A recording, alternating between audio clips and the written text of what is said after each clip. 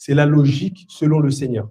Et en fait, lorsqu'on parle de lorsqu'on dit que Apollos était un homme éloquent, le docteur, en fait, il a la capacité de prendre des vérités complexes et de les rendre simples. Amen.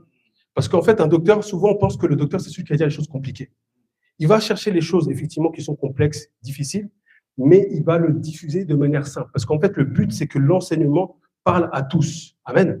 C'est le rôle du docteur.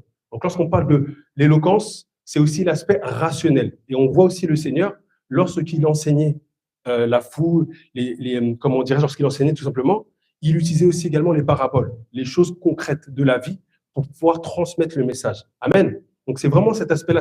Lorsqu'on parle de docteur, ce n'est pas juste l'aspect, c'est très compliqué. Parce que des fois, on pense que dès que c'est compliqué, mais ok, c'est compliqué, mais est-ce que tu as compris quelque chose? C'est bien de dire, des mots grecs, etc.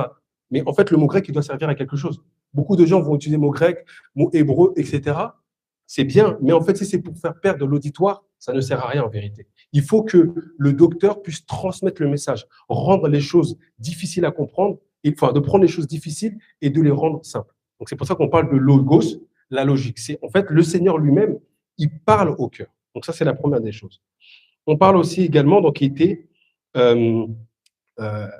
voilà, donc,